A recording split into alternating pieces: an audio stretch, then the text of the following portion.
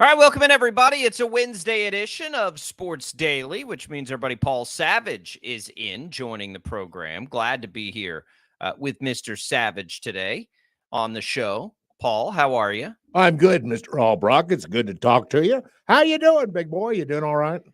Yeah, we're doing good. We're having some fun this week. It's been an interesting week, a wild and crazy week, sort of, if you will. But it's getting going in a nice pace. A lot of different things happening. We'll get into some more different stuff today. The IHOP hotline, by the way, is open at 869-1240. You can reach us right there on that number. We appreciate you listening to us over the air here on KFH. Maybe you're streaming us at kfhradio.com. Always a great way to take in the show if you're not in your car. Right. In our video stream, which is available to you on Facebook, on YouTube, and on X. All good stuff. All happy to be here. Welcome in, everybody. Right. Glad to have you here, Paul. I've got a confession to make, too, by the way. Okay. Well, I put some creamer in my coffee the other day, and because, I haven't been doing that, but I did the other day. I apologize to all those fans that go to HTO. I'm apologizing. I don't know what happened. I had a weak moment.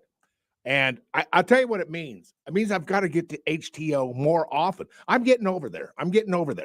But I'm not getting over there often enough. Jacob, please tell me. Make sure I go to HTO more often, please, because I'm sliding. I'm backsliding.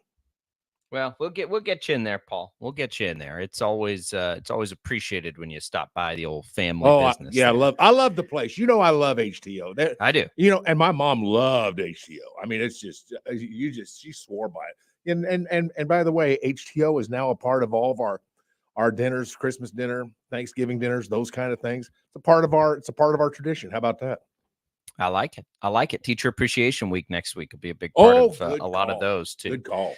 Paul, we got the Royals to talk about today. They win a big one last night, and it was a pitcher's duel, so we want to get to that throughout the show today. Cole Reagans outbattles Jose Barrios yet again. Very promising, good sign for the Royals there. So we'll get into that a little bit. There's some other interesting news items, and we'll get to this, the latest out of Topeka here in just a little bit. But it is taking an interesting turn. There's just been a lot to it. So we'll get you the latest on that as well.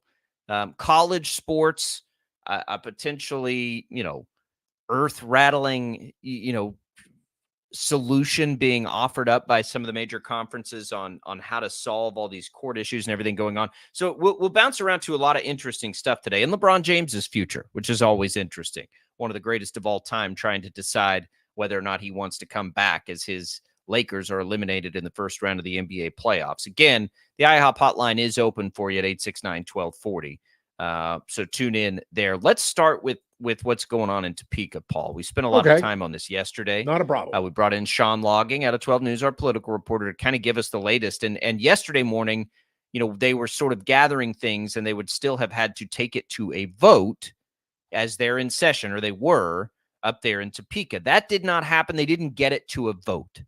So right now, it's still just ideas. This all happens as, a video from an architecture firm there in the KCK area puts out what a new stadium could potentially look like. I don't think they actually have anything to do with this. It's just an idea by them. Got a lot of run last night. Smart idea by them. So you have all this smoke, but no fire yet. They don't get it to a vote. They would use star bonds if they were going to do this. And just a reminder, maybe if you're just tuning in or you weren't with us yesterday, a star bond means that these things would be paid for by tax money created through a sales tax in the area that it's used.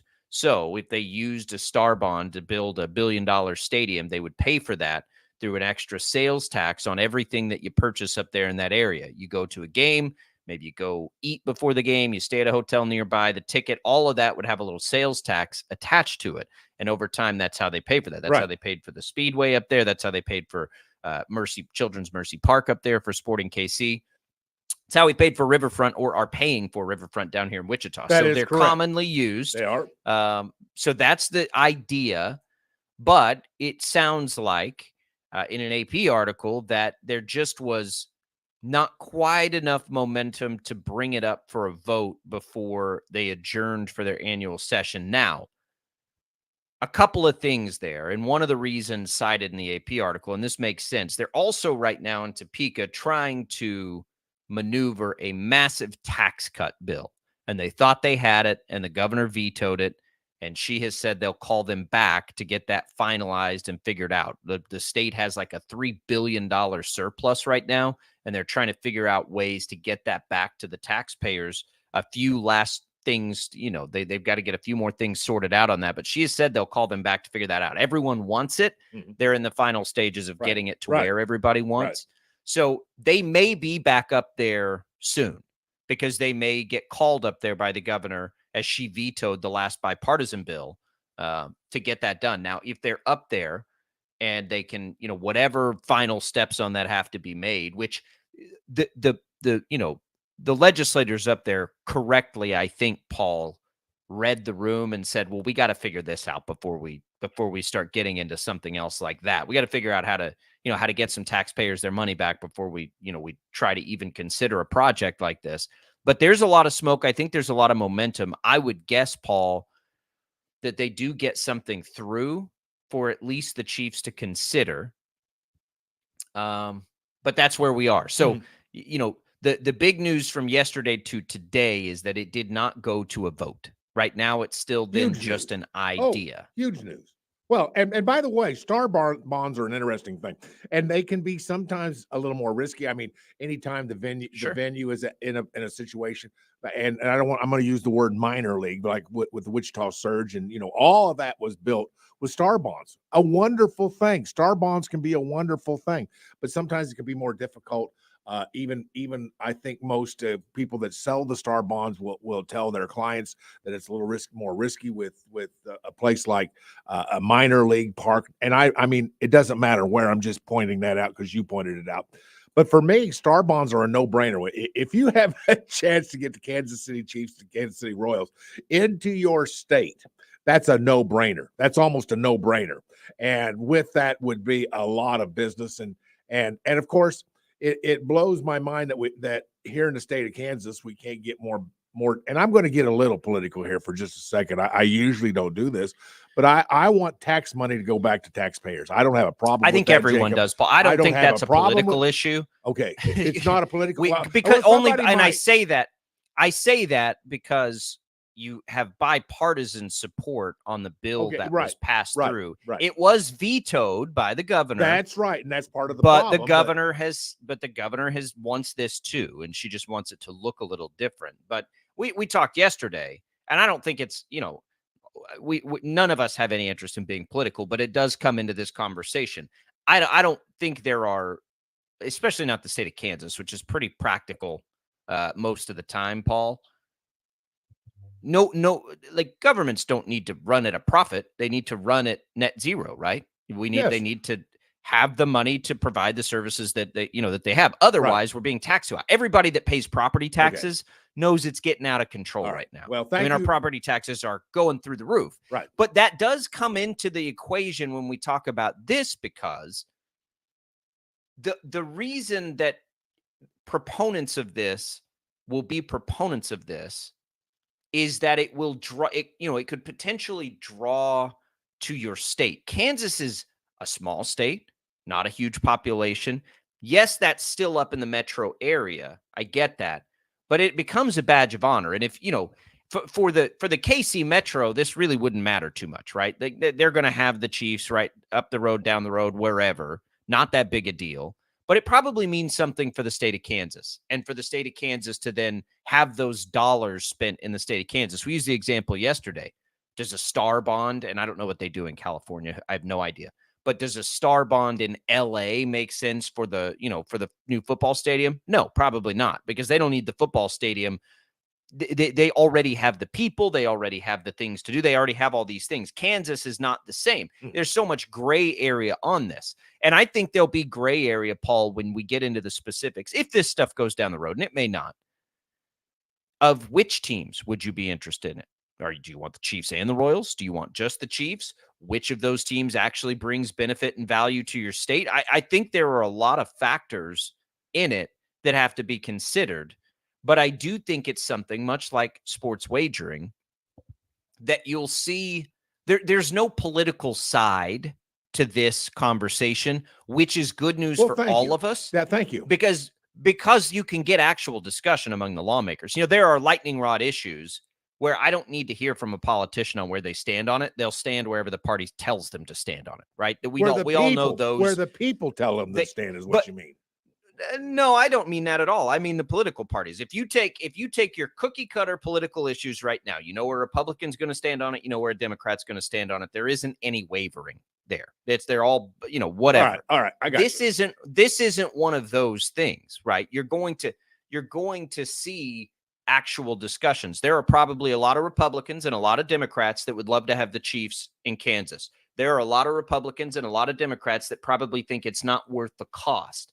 And so I don't think this will become a party line issue, and that's good. That's the way our government should work anyway. They'll actually be able to talk through this, hopefully get into some research and say, yeah, this makes financial sense, or no, this doesn't make financial sense. Right. And that's what I have some confidence in, because I think it should be a badge of pride for the state of Kansas. A lot of times you do get a little you've got an overwhelmingly Republican state with a Democratic governor, Paul. So I think when push comes to shove, in practical terms, Kansas does a pretty dang good job. Historically, I've been told it's always been that way in the state, and I've seen that since I've been here. Something doesn't work, it usually gets changed. But we'll see if they can come together on this and it makes any sense financially to do it. Right. Through a star bond, I think it might. I think it definitely could. I would just need to see a little research, and it's pretty simple on this one. Just go see how the star bond for the Speedway and the Children's Mercy Park has gone. Right. You just look directly at those. If those work, probably this would work. The price tag on this would be higher, certainly, than those were. But the potential for revenue is going to be, a lot higher than what you're getting off those other units.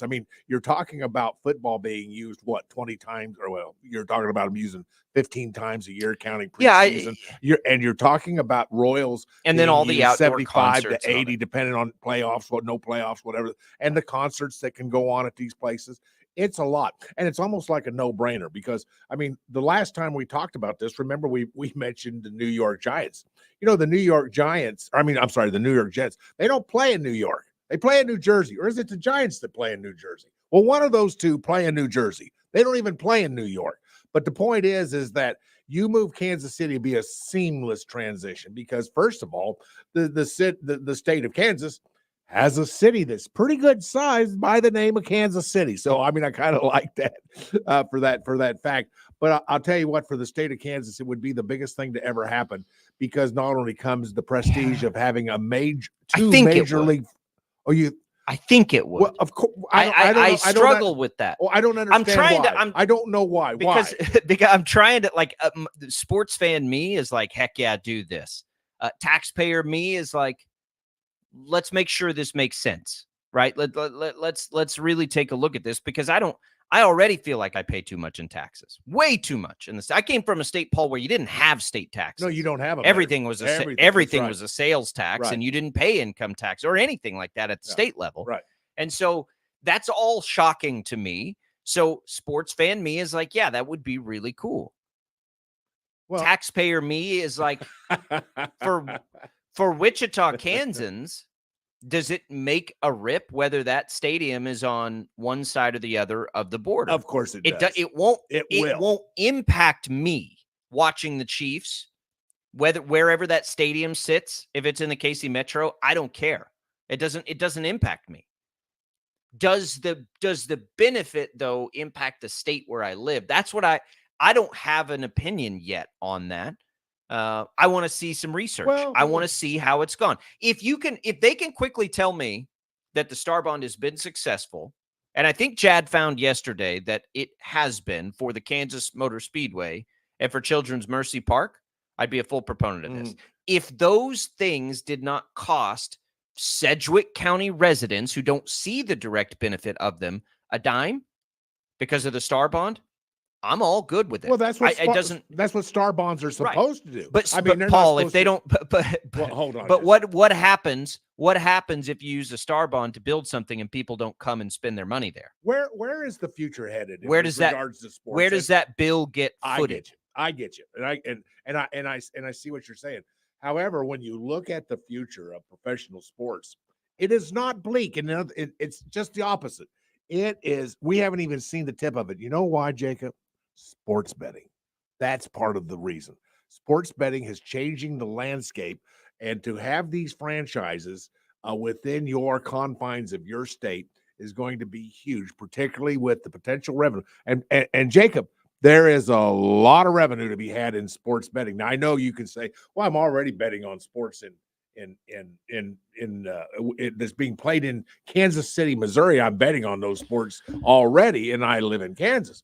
But when that comes to your state, that's just with the nature of the building of the sports betting world, it's going to become higher and higher and higher revenue deals. There's no question. It is, and what it does for you, I think, and I don't know, I would be a total guess here that if that stood on the other side of the border, when you've got 100,000 people gathering for a Chiefs game on the side of the state where they can bet, because right now, if you're at a Chiefs game, you can't bet, in the parking lot or whatever.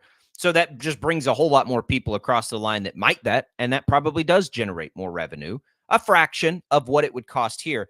The majority, because it's not a huge number that's going into that fund to help sports wager or bringing sports franchises to Kansas anyway. This is all fascinating because you've got the first time, Paul, that the Chiefs and Clark Hunt gave any indication that they might be willing to come across the border, sports betting got done basically overnight in the terms of how government works in the state of Kansas. And I wondered at that time, and I pondered it here. I remember bringing it up at the TV station. When that happened, I was like, guys, they've been on the fence trying to get the final details of this. If there is really a chance the Chiefs could come over, they're going to get sports betting like tomorrow. That's what happened. So then that sort of went away, right? And we had the big push from Jackson County in this vote and everything. Well, that goes south. And again, it went south by a pretty wide margin, Paul. I don't think they're making that margin up. I think about every voter that you know right now. What are the chances, Paul, that any voter you can think of right now change their mind on an issue? Not slim much. To none. Not much. Right? That's correct. No, that would be an accurate statement. So I don't think that they're going to be able to just all of a sudden change the minds of all those Jackson County voters. So that plan is probably out the window. I would be surprised. And I've been wrong about that vote. So I mean, I could be wrong here, but just the climate of the country right now, people don't really change their mind on issues like this. So can they make up that margin? I'd say it's unlikely. Mm-hmm. And then you have Clark Hunt this weekend, say all options are on the table again. And all of a sudden you get, the rustling in Topeka. This will be very interesting. And they do have other priorities that they've got to get through first. I think we're seeing that by no vote yesterday. Prediction? Can I get a prediction from you? Does this pass when all the legislators come back for whatever it is to clean up this session? The tax bill. Yeah, everything, tax bill, all that stuff. There'll be other cleanup. Does this pass? Will it pass? Will this pass in terms of moving the Chiefs, moving the Royals to the state of Kansas? Will this pass? I think they'll get it. I think they'll get it to a vote eventually. This is a total, and this isn't something, these aren't like we're predicting a sport because there's 1,000 factors. I would guess that with the smoke created over the last 48 hours, you'll see something from the Chiefs, Clark Hunt probably, say something that indicates again, hey, we might be willing to come over. And then, I think they'll get it to a vote. And then I want to say, yes, it probably will, but I really do need somebody to just say, here's how the Star Bond has worked at this site. And maybe I'm going to text Sean Logging, our political reporter at 12 News, who helped us understand this yesterday, All right. and see if he has any interest in looking that stuff up and really digging into the effectiveness of star bonds. I think that's a good Maybe call. we can do something I think about that's this, a good Paul. call. Maybe we can put journalism in action and figure this stuff out. There you go. I'll send him a message. See if we can't Thank if we can't get some of that insight. I think that's good. 869-1240. It's fascinating. It If you is. want to chime in on it, IHOP hotline open at 869-1240. Mornings at KFH, the staff enjoys a great cup of Prairie Fire coffee. We're going to take a break. Paul's going to go get his filled up, and we'll be back with more Sports Daily.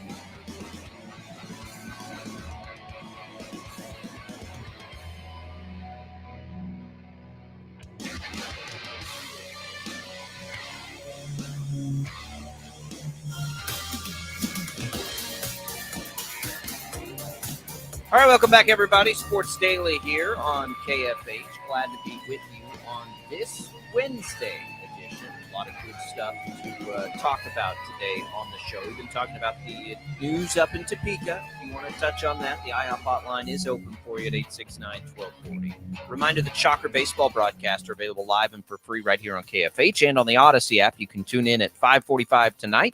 For Wichita State baseball in Lawrence, taking on KU, simply download the Odyssey app, search KFH is an easy way to do that too. We are making our way through a busy day. I want to spend a little more time, so we'll probably go into this college football stuff, Paul, at the top of the next hour to make sure we've got the time for it. Let's talk about the Royals last night because it was okay. I billed it as the best pitching matchup of the day. Going in on paper, it was the rematch. Remember, Reagans and Barrios went for round 2 here. So we made a bet last night or yesterday on the show, Paul, as we were talking through it. I went on ESPN Bet, and I bet both of the pitchers to make it through 6 innings. It happened. It happened. So that one cashed. I hope some people tailed me on that one because it lived up to the bill.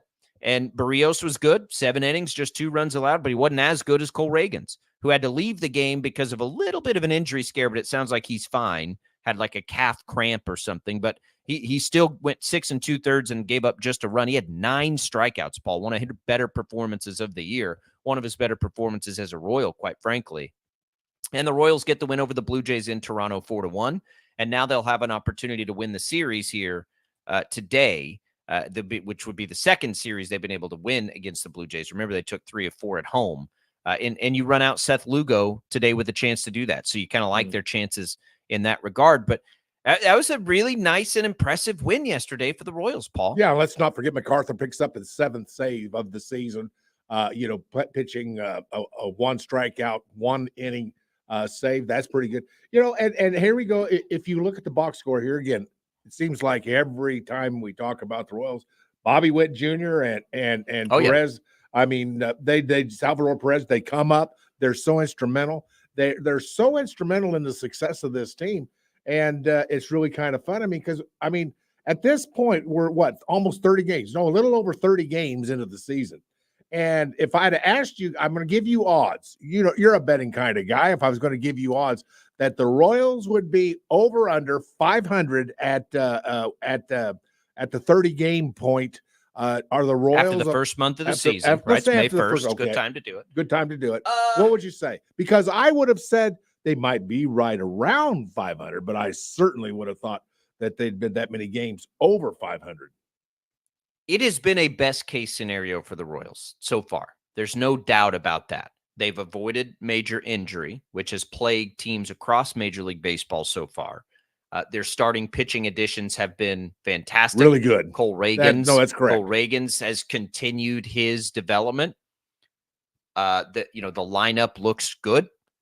And the bullpen at the beginning of the year, which looked like it could be a real problem, has really settled in. I think we're seeing a best case scenario a month into the season. And they've played a difficult schedule too. Now they've also played, they've had a handful of series against teams that are not playing well right now. So that's helped. But I think, all things considered, everybody would take this. Can they continue it? That'll depend a lot on health, but it'll depend on the starting pitching. And right now, they had one rocky for whatever reason. They had one little rocky run through the rotation. Every other time though, they've been consistent there.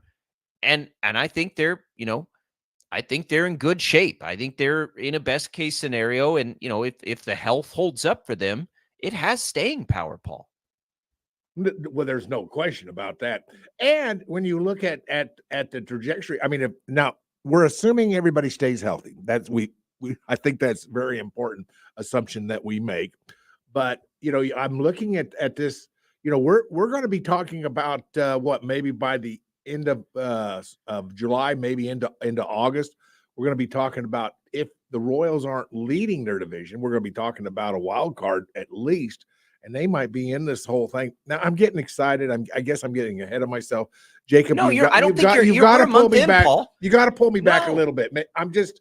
We don't have to. We're a month in. Okay. You don't have to be pulled back. Okay. It is All right. fine to be that excited at this point. I think everything we've seen from the Royals so far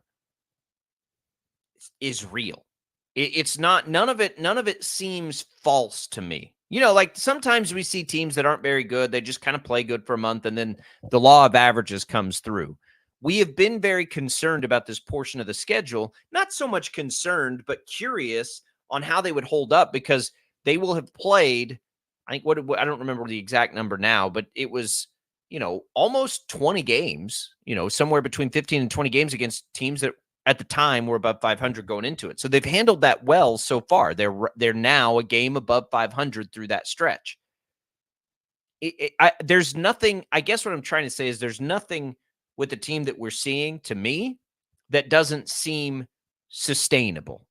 And as long as it's sustainable, I mean, health can derail everything. Yes, Paul. that goes without saying. But I don't, and they have less margin probably in that department than some teams do to withstand that. But there's nothing right now that would tell you that the starting pitching is not sustainable, right? It is very much so sustainable.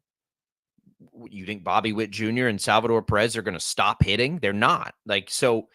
Everything that we're seeing right now can still be there at the end of the year. Now, is that enough? That's probably a different question. I don't know. I think they're going to need another bat if this thing runs through into a real playoff race. I do think they'll need another bat. I think they like literally every team in baseball could use another bullpen arm or two. But they don't have to go out and get a starting pitcher right now, Paul. And that's the most expensive thing to get, which is great news. If this rotation stays healthy, which is unlikely, I get it, they'll be fine in the rotation. There's like right now, Paul, if you thought about the Royals down the playoff stretch, I mean, yes, you could add a depth starter. You could add, I guess, a frontline starter, but I don't think you have to. Cole Reagans is showing you. I mean, he just went up against a guy who'd been probably the best in the American League so far this year. He beat him 2 times in 2 weeks. What more do you need out of an ace than that, right? No. And then you get into Lugo, who's probably been even better than Reagans and has the experience. Walker's got experience. Like they're there. So I don't think they don't have to go shopping for starting pitching, and they really don't have to go shopping for like a premier out of this world bat. They need just kind of some guys, and they can get that. They can get that. I think they have one of the worst farm systems in baseball right now. So they don't have a lot of ammo to trade. And it'll be interesting if they become buyers at the deadline, which I suspect they probably will because they'll really want to win. I don't think you spend all the money they spent on starting pitching and don't then be aggressive at the trade deadline if the opportunity presents itself. It wouldn't make a lot of sense to me to do that because these pitchers are on short-term deals. None of these pitchers, with the exception of probably Reagans, are like long-term Royals, right? They're short-term guys for a couple of years. So it makes sense to be aggressive at the deadline. Try to take advantage of this right now while you have it.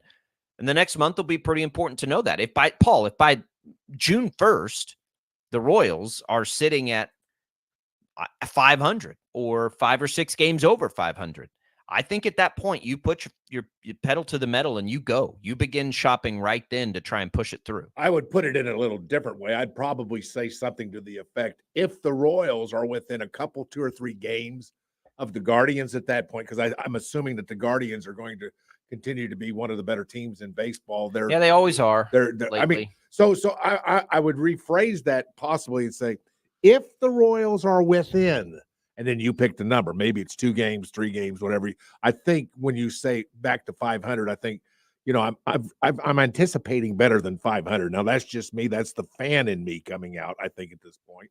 But I think I get what you're saying, that if the Royals, and at least for me, if the Royals are within 3, maybe 4 games of the Guardians in 30 days, in 45 days, in 60 days, whatever the case might be for when you can make these deals, I might be in for that. I think I'm in for the long run on that because you're looking at it, nothing else, a wild card, getting into the playoffs and getting into the playoffs for a team like Kansas City. How cool is that? Because, it's been a while since we have seen that.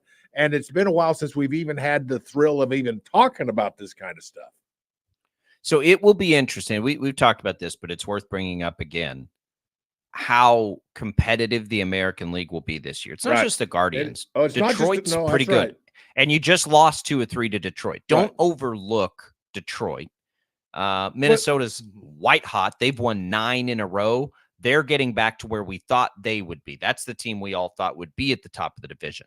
So you're looking at 4 teams that I think have staying power right now that'll be in the mix just in your division. Okay. Then you go out east. We know Baltimore's going to be there. We know the Yankees are going to be there. We think Toronto will probably be there, although the Royals have been very successful against them. And then all of a sudden, Boston, a team we all thought wasn't going to be very good this year, is sitting kind of in the same place the Royals are. 4 games over 500, good run differential. So Boston is a team that's for real, but Tampa's probably going to be there in the end. They're not going to be bad. Mm-hmm. You have 2 bad teams. By the end of the year, you'll have 2 bad teams in the American League, maybe 3.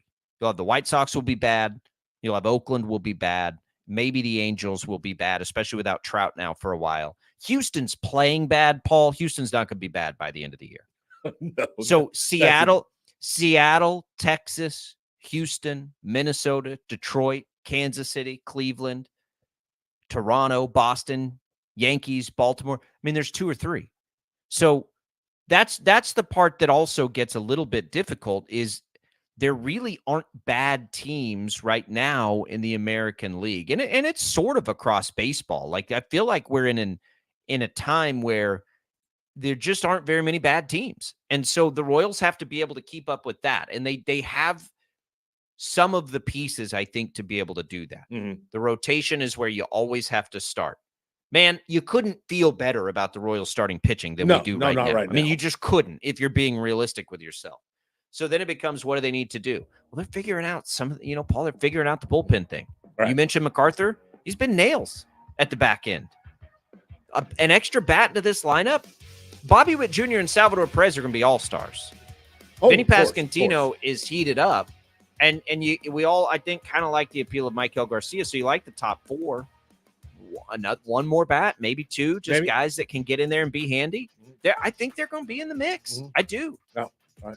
Well, I'm with you on that. And of course, as long as you've got Witt and you got Perez batting and hitting and leading. And by the way, their leadership on the field. If you watch any Royals, their leadership is palpable even through the television, isn't it? It's great. It's a good group. I hope everybody's enjoying it. You can hear the Royals trying to win the series today in Toronto. It's a 2:00 first pitch. Seth Lugo on the bump trying to get it done for KC. We'll have it for you tomorrow. All right, we've still got some bets to make today. We'll do that when we come back. I want to get into the LeBron James future conversation. We also have some college football, I guess, or college sports things happening. Several things. That could be the next big shift. We'll get into all of that. Your calls on the IHOP hotline, 869-1240. It's Sports Daily. Albracht and Savage. We'll be right back.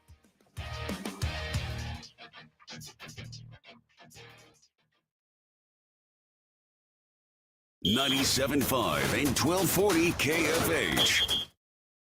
Prescriptions require an online consultation with a healthcare provider or determine if appropriate. Restrictions apply. See website for details and important safety information. Subscription required. Price varies based on product and subscription plan. Hey guys, did you know there's a generic form of Viagra that works just the same but is 95% cheaper? And you can get it online at hims.com/joy. Through Hims, you'll get a free medical consultation to determine the ED medication that's best for you. Discreet shipping if prescribed, a 100% online process, and a range of treatment options, including trusted generic alternatives to the name brands. at up to 95% off. ED is personal, and at Hims, so is treating it. Just go to hims.com/joy and get connected to a licensed medical provider online for free with zero copay, no expensive appointments, and no awkward face-to-face conversations. To start your free online visit, you need to go to this exclusive address, hims.com/joy. That's hims.com/joy for your free online visit. HIMS.com/JOY.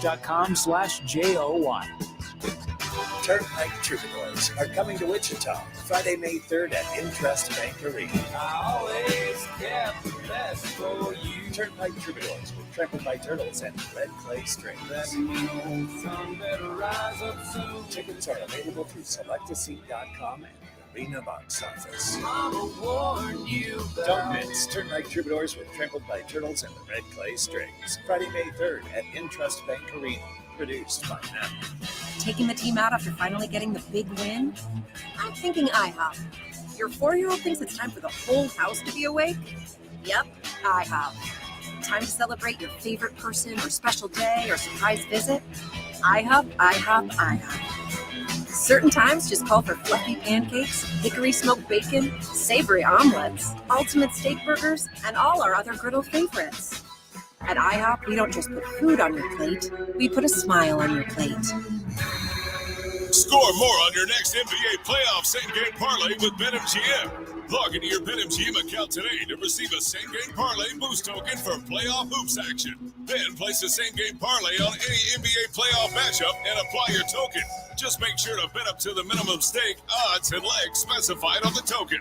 If your boosted wager hits, you'll score up to 50% more winnings. At BetMGM, we're adding more excitement to every playoff showdown. Enjoy BetMGM's exclusive offers on the biggest playoff games. And try betting features like Same Game Parlay Plus. Claim your Same Game Parlay boost token today and turn up the heat at BetMGM, an authorized gaming operator of the NBA. BetMGM and GameSense remind you to play responsibly. See BetMGM.com for terms. 21 plus only. Kansas only. Existing customer offer. All promotions are subject to qualification and eligibility requirements. Rewards issued as unrestricted funds. Please gamble responsibly. Gambling problem? Call 1-800-GAMBLER in partnership with Kansas Crossing Casino and Hotel. For the ones who work hard to ensure their crew can always go the extra mile, and the ones who get in early so everyone can go home on time, there's Grainger, offering professional-grade supplies backed by product experts so you can quickly and easily find what you need. Plus, you can count on access to a committed team ready to go the extra mile for you. Call, click Grainger.com, or just stop by. Grainger, for the ones who get it done. If you need bold banners to boost your business, but you're on a budget, think Staples. Posters, flyers, signs, and menus for less? Think Staples. Staples can print anything you need to move your business forward. Now at Staples, save $50 on your print purchase of $150 or more. Same-day service available on hundreds of items if you order by noon. And all backed by Staples' Print Perfect guarantee. So it's done right or it's printed again free. Staples, your local print and marketing expert. N61, visit staples.com/print for details. KIN Sports, I'm Spencer Dupuy. The Royals got back in the win column last night as they beat the Blue Jays 4-1 behind 6 2/3 innings of 4-hit, 1-run ball from Cole Reagans, while striking out 9. John Schreiber got the hole, and James MacArthur got the save. Both of them didn't give up a base run. Michael Massey hit his first homer of the season. Bobby Witt Jr. and Vinny Pasquantino hit back-to-back RBI doubles in the 8th. After the game, manager Matt Contreras was very impressed with Reagan's outing. Yeah, well, I mean, he had the best stuff he's had all year. He was locating early in the game. He got quick outs, and then, they made him work a little bit there in the mid-innings, but his stuff is so good, and when he locates it, it's, really tough. And so that was a great pitching matchup between both guys, but his stuff was electric. The Royals are now 18-13, and the rubber match of the series is set for today at 2:07 p.m. Seth Lugo will be on the bump for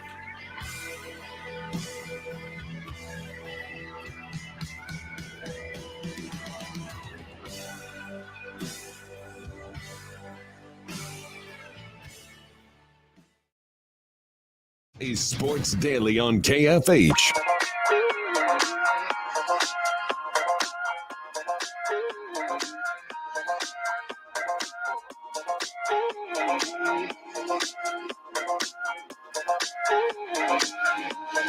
Every shot, every goal, ESPN Bet has fans covered for the biggest moments on the road to the championship. The exclusive sportsbook of ESPN is the only place to find special offers and promotions from your favorite ESPN shows and personalities throughout the playoffs. New users can get a bet reset up to $1,000 in bonus bets if your first bet doesn't win. Download ESPN Bet today. What a play. Must be 21 plus. Gambling problem? Call 1-800-GAMBLER. In partnership with Hollywood Casino at Kansas Speedway. Terms and conditions apply. See app for details. Paul, I'm looking around here at some interesting ones. So they've got odd boost. One of the boosts for the playoffs tonight on the NBA is a Jason Tatum and Luka Doncic, each to score more than 32.5 points at plus 575. A little star power bet there. That one's pretty interesting. I like. I'm going to go back to the well. With the Royals today, still getting plus money with Seth Lugo on the mound. So I'm definitely in on the Royals today. And then the Rangers aren't getting very good odds. So I love to sort of package up the Royals and the Rangers, but the Rangers are at minus 190. So what I might do, Paul, is take that at minus 1.5. So I might take the Royals on the money line and then the Rangers at minus 1.5, stick those together, just like we did yesterday. And we'll get, 3.5 to 1, basically a plus 341 bet. That's probably where I'll go again today, and just see if we can make a little bit more money. It worked out for us yesterday, and so we'll go there. Some of the other odds boosts, I don't know. There are a couple other ones to get in on baseball. Just skimming through them at ESPN Bet. And they've always got interesting ones that they boost up. So you can scroll through those. There are none that I love like I have in the last couple of days, but they're there for you. But again, Rangers, Royals, winners today. We'll put that together and make that sort of my bet for the day anyway. The NBA playoffs roll through, Paul, and we get a crazy one last night. I had some buddies that the Sixers blew their bets because they had the big comeback win over the Knicks to extend that series. Right. Have you jumped in all in on the NBA playoffs just yet, yeah. Paul? I think I have been. I've been keeping track of them. I've been watching them when I can. I've been having a lot of fun. Well, when I say a lot of fun with them, I have a lot of interest in it because let's face it, the first round sometimes are mismatches. You got a 1 and an 8, right. And there's been some really tough ones. But 1 and 8 that I've kind of enjoyed following was the one with LeBron James. I mean, you talk about Denver and you talk about LA, and you think to yourself, here's a 1 and an 8. Doesn't seem right, does it? 1 and an 8, really? The Lakers with the talent they have, and been following that one. And of course, I've been a little shocked with how poorly the Boston Celtics have been playing, but they've had some problems. They've had, I get it, and of course, Milwaukee without Giannis, just kind of really screws that series up. Yeah. I really haven't paid much attention to that series, partly because I thought it would be a blow. It's turned out that it's not going to be the blowout that we thought it was going to be. Giannis or no Giannis, but Giannis has been out, 30 days, maybe 3 weeks, 4 weeks, something like that. And it's made a huge difference in that playoff. That kind of lost interest in that one particular playoff. But I mean, yeah. What do you want to talk about? Let's go. You picked the series, and let's go. I don't. I haven't locked in yet. That was why I asked you. Okay. I have not locked in yet. I will. I've sort of, I sort of was in and out of the game last night, which just because it became an interesting game. I have been watching too much baseball and sort of too locked in on the draft. But it will. This next series, this next round, I'm in. I'm going to get in because I want to bet these games just for fun. So we'll get in. The NBA is so good in the postseason, Paul. It's so good when you're getting the intensity that comes with these games. But it is taking me longer to get into, I don't know that that's incorrect. I usually am second round through the finals. I'm in because it is post-draft. I'm going to defend you on this, Jacob, because let's face it, the amount, sometimes these matchups in the first round, they're not exactly appealing. They're just not. That's just that's the nature of a 1 and an 8. But some of the 4 and 5, well, even some of the 4 and 5s have been negative. The ones that I find fascinating, you take the 76ers and the Knicks. 76ers beat the Knicks last night. Who would have thought that? So much star power in that series. Yeah, but I mean, so much star power in that series. And Embiid is, limping his little rear end up and down. I mean, he's not playing full speed. And yet you see on an occasion, Embiid on the floor, fighting for balls every possession seems to be important to the 76ers. I don't know why this is happening to me, but I'm pulling for the 76ers. I mean, and part of it is I think it's Embiid and his Kansas. It's got to be Embiid because there's times when over the past years, I've thought, and we're talking about an MVP type kind of guy. I mean, but there's been times when I thought, I don't know if we get his best effort, but I can tell you right now, in this particular series, you're getting Embiid's best effort. And that's made me kind of follow the 76ers and the Knicks. I know that sounds crazy. Why would I do that? But I find it a fascinating series. But also, LeBron and the Lakers, who hasn't been following. We'll get into LeBron in the second hour. We'll get into LeBron in the second hour. All right. Well, enough said, but I mean. Jalen Brunson, by the way, on that, I know that because I kind of root for Embiid too. I really find myself rooting for Jalen Brunson. I'll tell you that. His success makes me smile because nobody thought that the Knicks should pay him what they did, and man, it looks like a good investment. He's the real deal. back. Yeah. When we come back, so college football revenue sharing appears to be very much on the table. We've long thought of it as the probable solution to some of the legal woes facing college athletics. Well, it's probably happening. We'll get you the latest when we return on Sports Daily.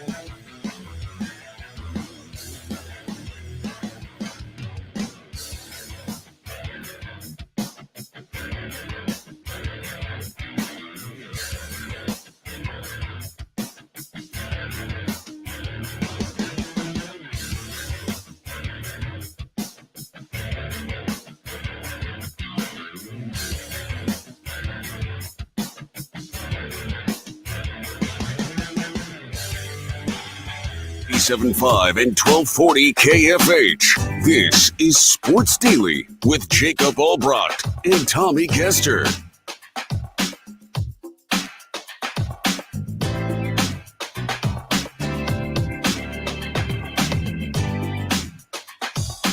All right, welcome back in, everybody, to Sports Daily.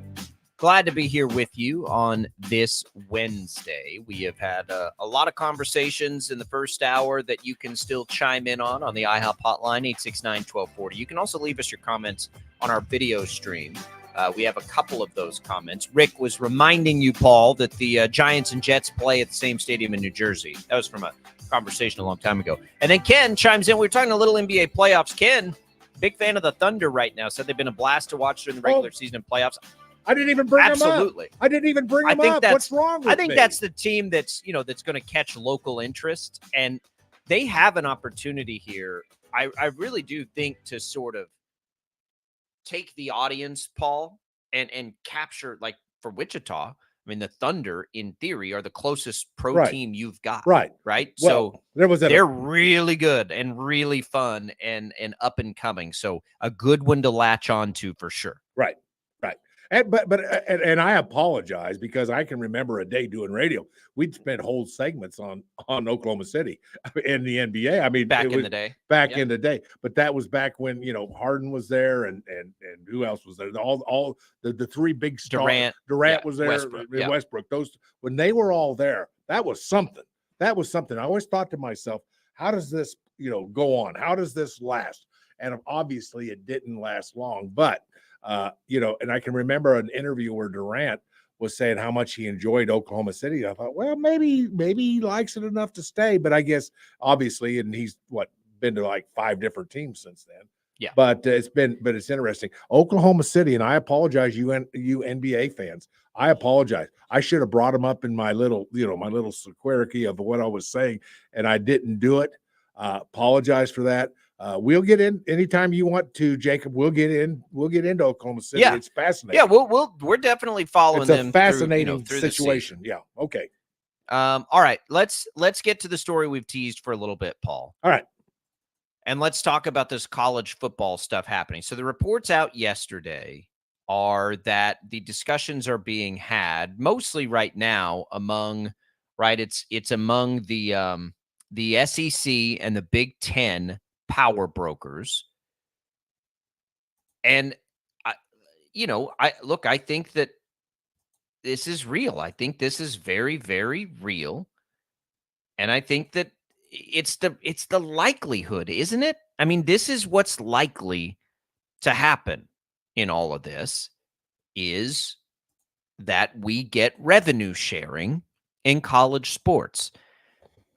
But it's going to, when you talk about things that are going to change the landscape, right now, schools, teams, everybody operates without revenue sharing. So if you have to share the revenue, they'll have to operate under smaller budgets. Okay. So it will change things. And it is, of all the things we've talked about, it is the thing that will change this the most.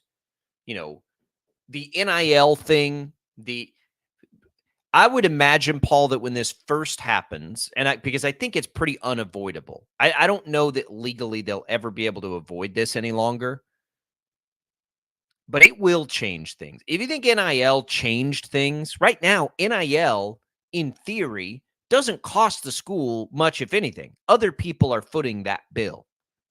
Revenue sharing will cost the schools what they think they already have. The one thing I'll say, though, is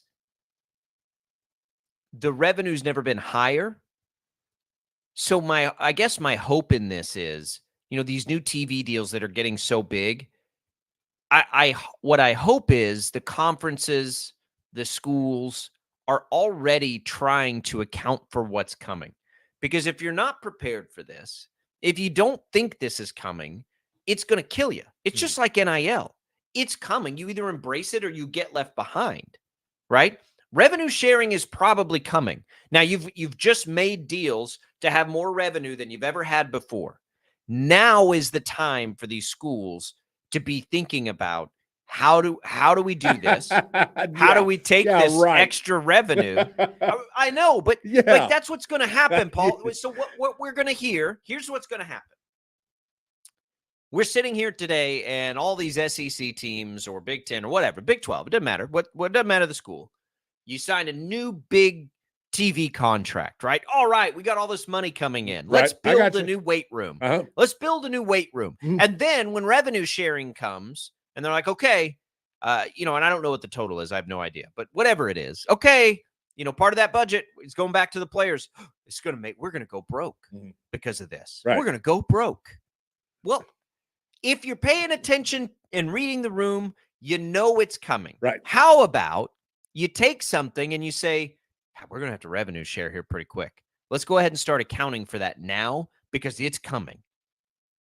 It won't happen, but that's what we're going to hear, Paul. We're going to hear after all of these big major programs sign deals to make all this extra money, they're not going to account for this, which is coming down the road. And when it happens, we're going to be told this is why they're going to go broke. That's right. It's coming. I'm telling you. I know it's coming, and they won't go broke. I don't think, because it seems to me revenue is going up. I mean, whether you, I don't know how much inflation has to do with that, but revenue seems to go up for those. The problem might be with somebody like the Sun Belt Conference or somebody like the Mountain West or one of the lesser conferences. But I'm talking about Division, 1A football is what I'm talking about. But with that being said, it's going to happen, and it's going to happen because we're starting to see these things happen. We're starting to see the Dartmouths of the world. So yeah, we're in for it. We're starting to see the UAB, the University of Alabama at Birmingham. That's a Division I football team who has voted they want to do this. They want to go to this. And why wouldn't they? Why wouldn't they want to go to that? And that now UAB might be one of those teams that it'll be harder to get to, but if you're Alabama, if you're Arkansas, if you're Ohio State, you obviously don't want this because you want to keep that revenue. But those kind of schools are going to find other ways to raise revenue, and it's going to be okay. The SEC, the Big 10, the ACC, the Big 12 to a lesser point. Well, they'll all be okay. They're going to have to make some adjustments, but they'll all be okay. But it's a whole new world. And now, this is like the story of the boy who stuck his finger in the dike. And once you pull that finger out, it's going to go. And it's not going to go for a while, but it's going to trickle faster and faster and faster and faster. And finally, the dam is going to break, and everybody will be doing it. I don't think it's a bad thing. I don't think that it's a bad thing in terms of what these kids do, how they put their body through what they do, the amount of time it takes away. Of course, it's not a bad thing, Paul. Of course, it's not a bad thing. It's not a bad thing. Okay. Why? Why do the big TV deals exist in the first place? Well, because the athletes are great, right? It's that's the right. Same thing. What I don't know on this is who shares the revenue, right? Is it just a football thing? Because right now, this is what's going to make this complicated to me. How do you evaluate what one athlete in one sport is worth to another? Now, you won't have that so much as, I'm not saying like, how do you compare Cooper Beebe to Avery Johnson? Football players will probably get the same, rake on that. And then you'll see some players more valuable than others through NIL. Through NIL. What I mean is how do you share among different sports? Because right now, as I understand it, the TV deal is sort of all encompassing for these conferences. And so you don't really have like a sorting out of this much is for football, this much is for basketball, this much is for whatever. Right. So, and by the way, revenue sharing to me would only be the revenue generated like for TV rights. Right. So if your sport's not on TV, you're not getting the revenue share. That doesn't make sense to me. And that's not, if you want to say that's not fair, it's reality. Like if you're, I don't know what sport is not tennis. If you're a tennis player, well, and you shouldn't be getting the ESPN money that comes in because of football, right? That's just not, that is what it is. Can I ask a question real quick from you? If you don't mind, does the number one golfer at Oklahoma State get the same amount of money that the quarterback at Oklahoma State gets? In revenue sharing? Yes. Is that? No, they can't. They can't. Now, okay, that's so my here's question. The question. Okay, I got you. But the reality is, so how do you account for Caitlin Clark when that happens? Right? When Caitlin Clark becomes one of the most valuable, is it, I think, Paul, that NIL takes care of that in general terms, right? As long as NIL still exists, the stars, whether it's the top golfer at Oklahoma State, maybe Nike wants to endorse him because he's, a superstar golfer. He's not on TV. He's not a part of the ESPN contract, but he can still earn, his true value or her true value through their abilities and opportunities in endorsements. But what I don't know is in an all-encompassing TV deal, right? We know that the majority of the money is for football. We know that. So how do you then, but let's just take ESPN. All right. They're airing a conference's, football games, men's basketball games, women's basketball games for the most part. And then the College World Series down there, and that's another factor. Like for just a little while, college baseball is mainstream there. Then you have the ESPN Plus component, which I don't even know how to compensate. It's mind-boggling is the point I'm trying to make. I think revenue sharing is the answer to the legal problems, which is the number one thing facing college sports right now, that I think they will lose in court. I don't think they can win that battle. And it's the only, to me, and it has been for a while, the only logical solution to all of it. It's a logical solution to not having to pay players. It's a logical solution to allowing NIL to still exist. If you had NIL and revenue sharing, I think that's the end game, because you don't have to, write contracts out to players. If you have to do both, it's going to be a problem. It's going to be a problem if they have to both, like they do in pro sports, right? Like you work for a contract and then you also have the revenue sharing aspect of it that goes out. So right. I don't know that part of it, but to me, if we could get to a place where the revenue is shared among the major sports that drive the revenue, obviously. Major sports. And still have NIL opportunities to allow basically the open market to take care of itself. I think legally, probably they could get where they need to be. But I still like the complications of revenue sharing. While I think it's the likely outcome, they're mind-numbing, Paul. I don't know how you equate it unless they take all of these current deals and break them apart by sport. Well, which is an interesting thought, because we've thought the Big 12 ought to do that anyway, right? Yeah. We've always thought the Big 12 should sell its basketball packages separate from its football packages because it's a more valuable basketball asset than the other leagues. So maybe that's the answer. But we thought that wouldn't happen too. Sports now get segmented out. All right. And I think Brett Yormark's headed that direction. Maybe so. But that would be a solution there, right? So you have You have your deal for football, you have your deal for men's basketball, you have your deal for women's basketball, you have your deal for baseball, you have your deal for softball, whatever it is. And then of those individual deals, then you share that revenue with those individual sports. And the split will be important as to what the percentage is, because I guess the question, and I can't really, there's so much to take in on this whole thing. I'm still not sure on how you think this should happen. Let me just ask you this particular question. Should the 2024 Heisman Trophy winner, that's the season that's going to come up as we get ready in 5-6 months, 4 months, I guess. Should the 2024 Heisman winner make the same amount of money out of this NCAA as a golfer at whatever? Yes. No. Okay. No. Then as a basketball player. No.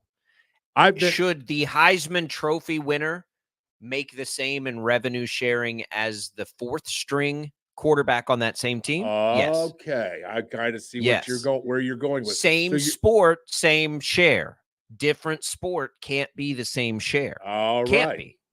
Okay. Well, no, that makes sense. That's and I don't know how else to do it other than to separate out the deals for each individual sport. And people aren't going to like that. People don't like reality sometimes, but when we're talking about the economics of things, like universities love to get coverage of all their sports and to, I don't want to sound harsh here, but I'm just trying to think of it in real terms of dollars and cents. Like if you're the bidder, if you're a network, Paul, and you're putting together this package, you don't really have interest in golf or track and field, right? You have interest in football or basketball, most likely. Most likely, sometimes baseball. I could see that as potential. And so if you're splitting this out, the reality will set in that these other programs don't have the value monetarily that the other ones do. And I know that's the fear for people, is that this may end like some of the Olympic sports and things in college. I don't know what happens there, and I would hate that. I'm not a proponent of that. But it might be somewhat unavoidable, Paul, in just the reality. The other reality, though, and nobody wants that, but if they could lose all their money in lawsuits if this doesn't get settled, right? If the court system plays itself out, they're going to get sued. And Dennis Dodd points this out in his story on all this, that when you're talking about this kind of particular antitrust thing, the damages piece, Paul, can be up to 3 times higher that you can ask for in a lawsuit. So I know that that's a concern to people. Nobody likes it. I don't like it. But I don't know that it's avoidable. I don't know how you still... I really don't want to use the word pretend, but I can't think of another word off the top of my head. We can't pretend that those programs bring the same value. I don't know what their future looks like. And what I hope is they don't go away, right? They're still there. And I don't know how they operate. I don't. Because when we talk about, I wish that, programs and universities would account for what's ultimately coming with the extra money they have now, they won't. What are they going to do when you have programs that aren't generating any money? How do you sustain that? I don't know. Well, it's going to remain just the way it is, because let's face it, at let's say at UCLA, where the weather's great and they got great golf courses, the golf program at the UCLA still has to have help from the athletic department. That's not going to change. That's not going to change anything. And by the way, what if the athletic department has to take the money they helped the golf program with to pay their football players? In revenue sharing. That's a decision they have to make.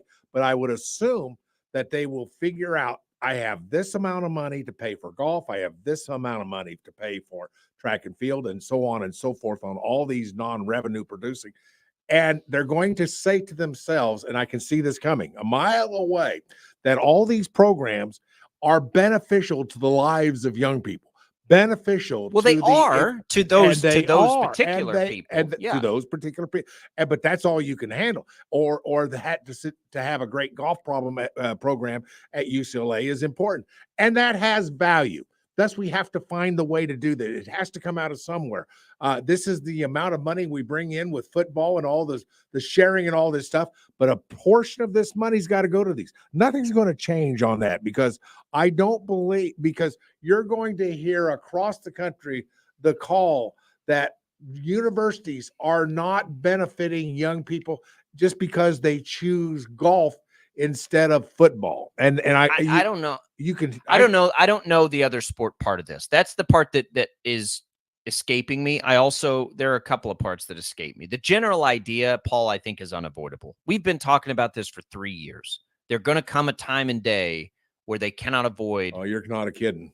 Being to share revenue. Yeah. Because it doesn't make sense from a legal perspective. Yeah. That they don't. And it's going to happen. Mm-hmm. Yeah. And maybe it's a small enough look. Maybe with NIL, again, these are the reasons everybody should be embracing NIL like crazy, because that in theory does not cost the university money. It costs the donors money. Who cares about the donors' money?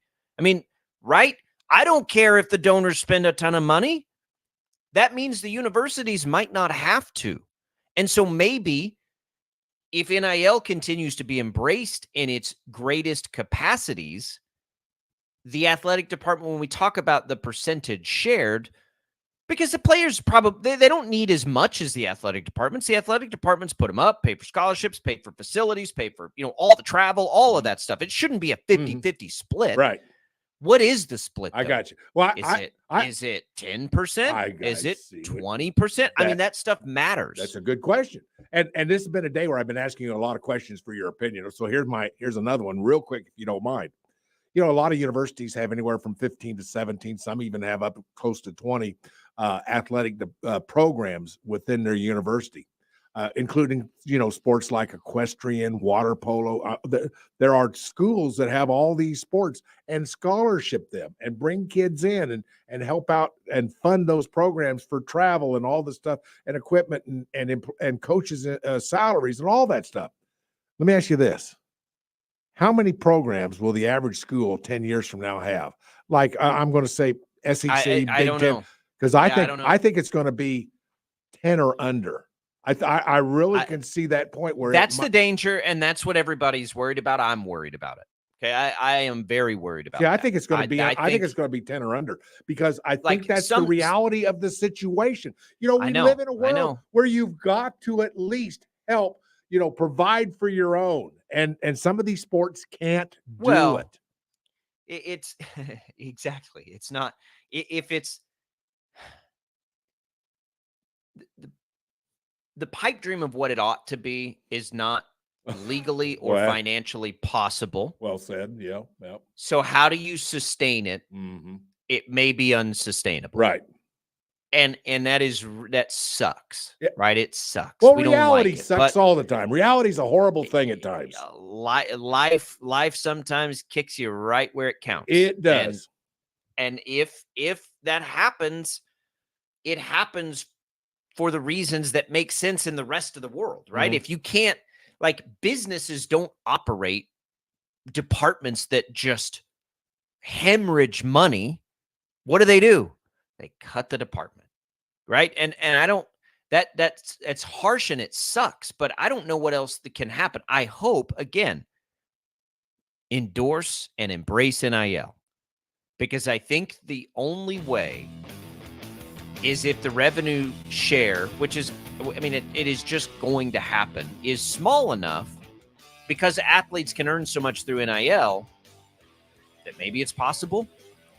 I don't think you can justify rediverting funds from other things happening on campus. I don't know, but that's the part that's hard, and we'll see. But it's out there. The big conferences right now are trying to figure out a way to do this, and they want to. If they don't do this, Paul, they're going to get sued. They're losing the money either way. Yeah. They don't. The money's going to be gone. But they one way or the other. They want rid of these programs. They're just trying to figure out the best way to do it. They don't want golf anymore. They don't want, and I'm telling you, that's the case.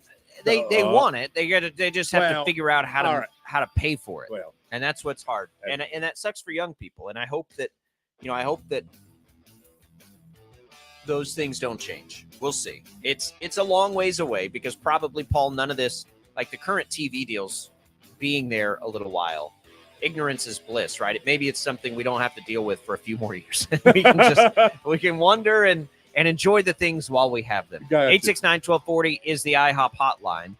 This segment has been presented by Crestview Country Club. Oh, good. As we've got a little weather there. Oh, yeah. Maybe golf not in the cards, but, indoor tennis facility. They can convert it to a little bit of pickleball. And the other thing you can do if you're a golfer and it's raining outside, they've got the simulators right there at Crestview Country Club. You can get some food, get a couple beers, hit balls on the simulator when the weather's bad outside.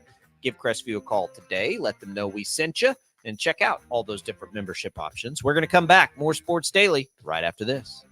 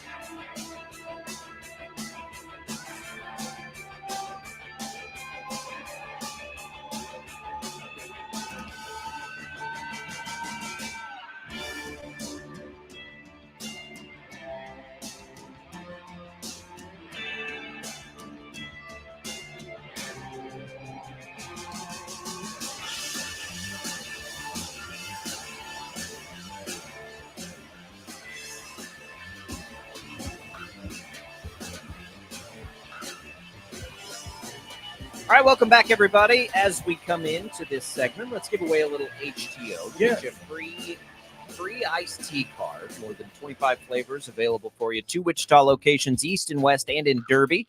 That card will be good at either 3 of those locations.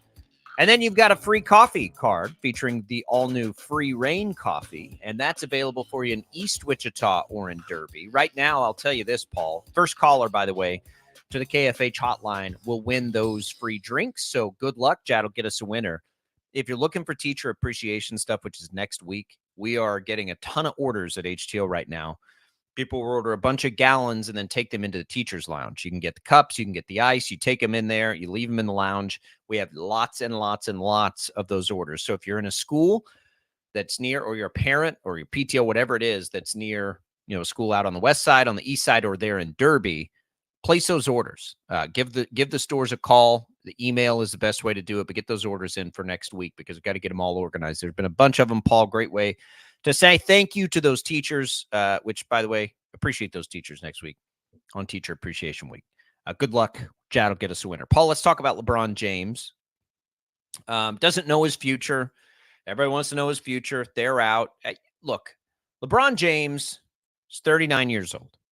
He will turn 40 next year.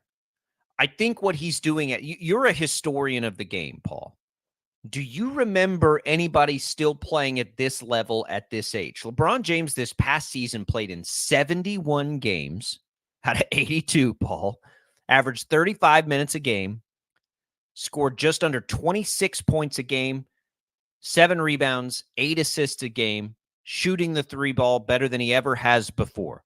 Do you remember a 40-year-old basketball player playing at that level? No, at any point. Not basketball in particular. I mean, we've had Right. examples of hockey, guys playing into their 50s and that kind of thing, but not basketball. I mean, we have examples of George Blanda playing until he's 44, 45, whatever it was with the Raiders, but he was a kicker. I mean, he was a quarterback for a long time, a really great quarterback in his day.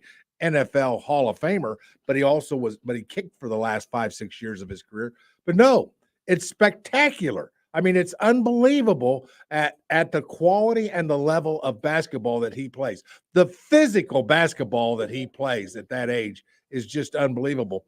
A lot of that's him. A lot of that's working out. A lot of that is nutrition and being taken care of your body. But a lot of that's God-given too in a lot of ways. A lot of that is just, here I am, this is my body, and this is what I have been blessed with since I was formed. And it's a beautiful thing.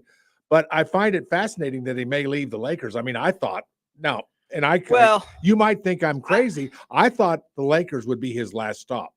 When that happened, that's what I thought. 2 things. Yes. A, he played more games this year than he has in any season with the Lakers. Mm-hmm. Paul, his averages for the season are better than his career averages, right? Where he was this year, he's better than his career averages. Mm-hmm. His career average is about 27 points a game, 7.5 rebounds, 7.5 assists. He was at 26 points a game, 7.5 rebounds, 8.5 assists. He's defending it. I think about the same level. It's remarkable. And for whatever reason, and he's taken stances and he talks a lot and does things that turn people off. And I get that, but the longevity of what he's doing is, it's incredible. And I think the likelihood of him playing with his son has gone down a little bit. His son didn't get the chance to really explode into college basketball the way that we thought he might. He has another son that's going to come in at some point. So I don't know that that's in the cards. One thing we know about LeBron James is he's a family man, always has been. And so, as his sons get older and maybe aren't there, and I don't know how many kids he has, I just know he has 2 that are capable of playing college basketball. A lot of factors come into that, right? Like you wanted to be with the Lakers because you wanted to be with your family and, one's at USC and all that stuff. And that may reign supreme. If I had to guess today, if I had to make a guess, my guess would be that he comes back to the Lakers next year. But if he doesn't, I hope if he's still playing at this level, Paul, I hope he plays till he's 50 as a fan, right? As a fan of basketball, kind of like Brady. I never wanted to see Brady retire because Brady was still playing at such a high level. I want to know like how much more is left in the tank. It has become something just like it was with Brady that we've never really seen before. I want to see how long it lasts. Whether that's with the Lakers, whether he goes somewhere else, I don't even really care anymore. And I'll tell you this too, Paul. Like if it wasn't LeBron, if it was, let's say, remember Michael Jordan came back and played for the Wizards, right? Yeah, he did. Guys switch teams around. Do you think if Michael Jordan late in his career was just like, you know what? Let's go play at wherever. Like what if a scenario presents itself where we have this generation of stars, LeBron and Steph and, everyone's wondering if and Chris Paul, like what if those guys all got together as all these old guys and tried to make a run somewhere? And what if that made sense, financially and contractually that it was in, let's say, Golden State? You wouldn't want to see that? I think that'd be awesome to see. I think we have passed the point in LeBron James's career where it has to be about like LeBron James in Miami and Cleveland is very different to me than whatever else the rest of his career looks like. I'm totally willing to accept LeBron going somewhere else and just trying to win a title, seeing if he can still get it done. Tom Brady went and played in Tampa. He could have stayed in New England, Paul, but he went and played in Tampa. Did we care? Not really. No. But we have with LeBron, and I get it. Some is self-inflicted. Some comes in the territory of being considered the GOAT, which he of course is. And if he goes somewhere else, I just want to see him play. I don't care if it's in LA. Yeah. I don't like the Lakers. Right. If he went to Oklahoma City or Dallas or San Antonio, teams that I kind of like, I would love to have him. I just want him to. I want to see him play. And I'll tell you, the thought of these old guys getting together for one more run does intrigue me. Like, what if you had a scenario where LeBron and Steph and Clay and Chris Paul and all these guys who are kind of on that fringe edge of maybe being, what if they all got together and they were really good? You're telling me that wouldn't be must-see TV in the postseason? I'm not sure. It would be great basketball. I mean, NBA's a long season, Jacob. It's 75 plus games. That is a long time. And to play those kind of games, I mean, we've already watched the Golden State Warriors. We've watched them where they're not as good. I mean, we see the age of the Swish brothers. We see the age of the Splash Brothers. The Splash Brothers. But I mean, we're talking about guys that are getting up there in age, and you can actually see it when you watch the Warriors. They're not the team they were back in the days when they were winning championships. It's just not. Well, of course they're not. Just like the Lakers aren't the same team because everyone's aging out a little bit. Well, but I mean, what if Paul? I'm going to give you a starting five. All right, and we're just going to combine and this isn't going to happen because I don't think it could. But we're going to combine the rosters and of the old guys. Like this is the old guys. They can go play in. I don't know what's the most irrelevant franchise right now. They can go play in New Orleans. I don't care where it is, but it's Chris Paul, Steph Curry, Klay Thompson, LeBron James, Anthony Davis. All these old guys who are kind of on the fence and on the fringe anyway. Like, what if all those guys got together somehow and played? I think that would be so much fun to watch. You know what it would be like is when the Lakers did that, right? Toward the end when they brought in Gary Payton and who was it? Karl Malone? Like who was the power forward on that team? But when Peyton came to the Lakers and then they got beat by the Pistons, right? They made this old guy super team and got beat by the Pistons. And they weren't even as old as these guys are now. But it would be fascinating to me. And I just want to see LeBron, if he's playing at this level, Paul, let him play forever. Let's go to the IHOP hotline here. Tom on the line wants to chime in. Welcome into Sports Daily. Tom, how are you this morning? I'm doing just great. The weather's nice. Aren't we going to basically see what you're talking about in the Olympics? Right. We will. Yeah. For sure. But I want to see it in the NBA. I want to see if it can hold up against this next generation of stars because the next generation of stars is fantastic. Right. Like, could that team take down the Nuggets in the playoffs? I don't know that it could. No. But I'd love to see it. It couldn't. I don't think it would happen. Well, I don't think it'll happen either. I'm just trying to imagine scenarios where I want to see LeBron continue to play. If LeBron's if he's going to play 71 games and average 27 points a game and 7 and 7 on rebounds and assists. Like, I don't want that to go away. I want to see how long he can do it. He's going to be 40. And Tom, by the way, there's a difference between 75 to 80 games a year versus what you're going to play, 7 to 10 games you'll play in the Olympics. Yeah, but they will at least see if they can play together. Well, that's a good point. Well, Tom, right. Tom Look, brings up a good point there. That's a good point. Yeah. Can stars play together? There have been situations. They can. Okay. Because we saw Golden State do that in some of the great teams we've ever seen. Right. We know they can do that. Golden State was the shining example of doing that specific thing for the years they were winning just an absurd amount of games. But can those guys do it? I don't know. I just don't. The point of all of it is if those guys, because we're having the same conversations about Steph Curry and Klay Thompson and Anthony. Like, we're having the same conversations about all of them, but they're all still, we act like they're not good players anymore. And they're all still really good players. Are they what they once were? Of course they're not. They're old. Like, they're getting old, but they're still good players. And I don't want to see good players go away. I want to see the good players stay in the game. Yeah. And by the way, I'm getting a kick out when I look at Draymond Green and I catch one of their games. Draymond Green could retire. I'd be fine with that. But he's getting a lot of gray in his beard. I mean, and credit to him, he's not covering it up. But I mean, there's some gray in that beard. And I know that's that old gray beard yourself. You can appreciate that. Huh? That's it. Well, I don't cover mine up at least. Thank you very much. And as someone who played football at a high level, you can appreciate that Draymond Green tries to play football on a basketball court. He does a lot of that, doesn't he? There's no question. But I appreciate Tom's question. That's a really good question, Tom. Yeah, it is. And I don't mean that I want to see if they can play together, because I think they can. I just want to see that go up against the best of the next generation. I don't want to see these guys retire. I don't want them to retire. There are NBA They're still teams, playing well. There are young NBA teams that would literally run them to death.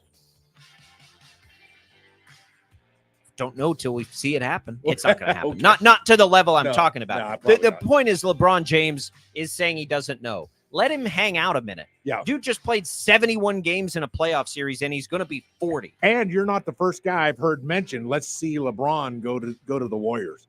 You're not the first guy that I've heard say that. It makes sense, Paul, and it would be fun to watch. And no matter what you because you could hate it. Even if you hate it to your very fiber, it would make it worth watching. I would watch it. Right? It would be compelling. I would watch it. 869-1240. Thanks for the call, Don. Thanks for the call there, Tom. Don is our winner of the HTO giveaway of some iced tea and free reign coffee. We'll come back. Last full segment of Sports Daily after this.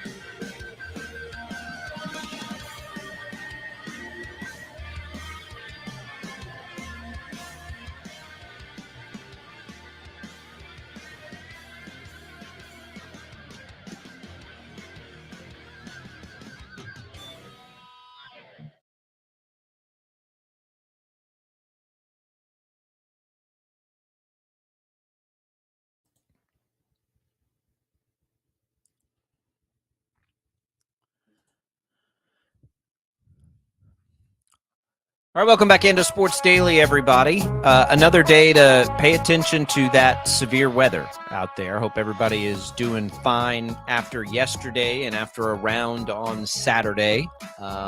Today's severe weather looks like it'll be a little further away than our direct listening area, but still very much in the air, for lack of a better term. So kind of stay tuned on that. You can always listen to updates here if you're in your car. KNSS, Jad, and our team of news folks there at Odyssey always do a good job. You can, I would tell you that, for me personally, the Storm Team 12 app which is the one, I work for KWCH, but that app is great, Paul, for these situations because it will notify you. So wherever you are, if you turn the right notifications on, if there's a tornado warning, if whatever it is, it'll kind of go off. And I love that because in the middle of the night, that's when that gets really handy. I also am a radar watcher. So I don't know if you are, Paul, but the radar on the app there is a good one. So last night, as we're watching, I'm at work and things escalated real quick yesterday with the atmosphere. And my wife is at volleyball games with the kids. And so I'm kind of I'm like, hey, it's going to be noisy. It's going to be loud, but I think you'll be okay. I think everything will be fine. and they're out at the Andover Farha. Well, right around, I don't know what time it was, 6:15, Butler County gets a tornado warning. Now, this was like near Augusta, nowhere near. But because we're coming right up on that anniversary, Paul, of when the tornado, she said everybody was like in a panic yesterday. But thankfully, everything's okay. Just kind of stay weather aware. It is that kind of year. Look, we'll take this rain, Paul, if nothing else. Need the we rain. Hope it's not too noisy. Keep the tornadoes away. Please, pray for that constantly, but we'll take the rain. That's for sure. But just pay attention today. We got another severe weather day kind of in the mix.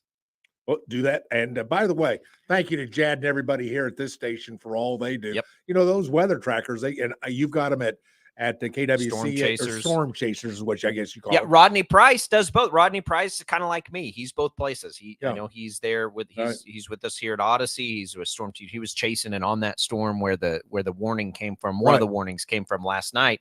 Man, they had a great show. You could see that sucker spinning. Right. Now, it didn't come down. I don't think it ever did. So thankfully, but it was a wild image. Well, thank you to both KWCH and KFH. Well, all the intercom stations for what you guys do. Man, I'll tell you what, you save lives.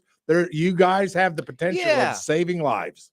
Our meteorologists are awesome. Awesome. And, we deal with the emails of people that are mad that they can't watch, whatever show, Inside Edition or whatever it is. And it's just like, what? Get have over a little it. Perspective. Get over it. Yep.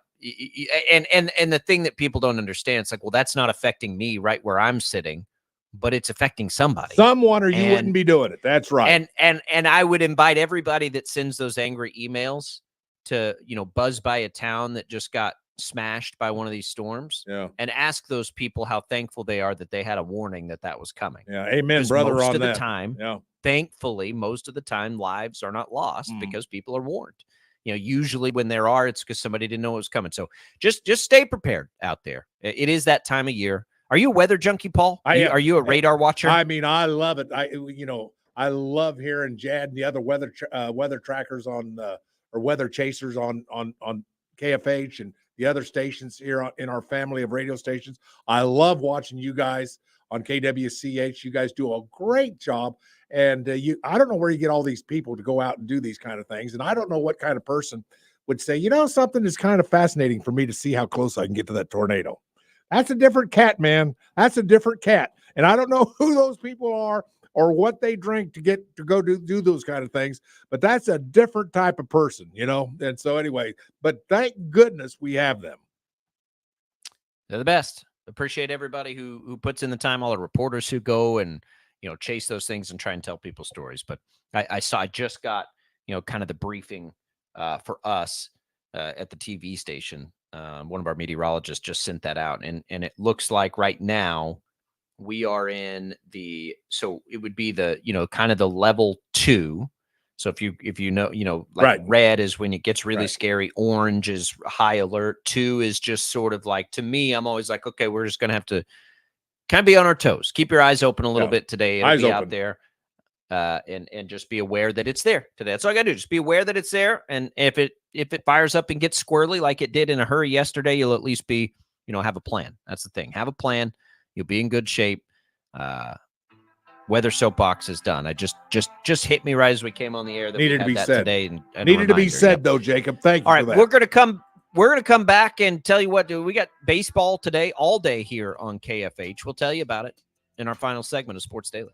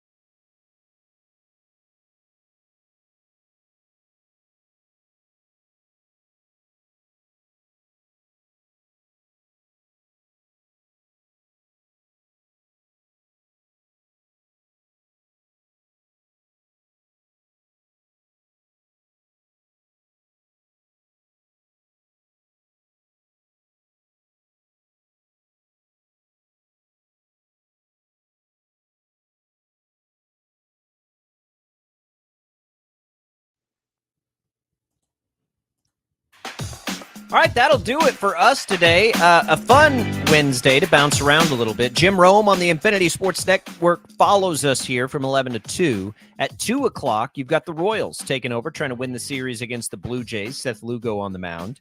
And then Wichita State baseball trying to bounce back against KU. KU on a win streak here. That might be interesting.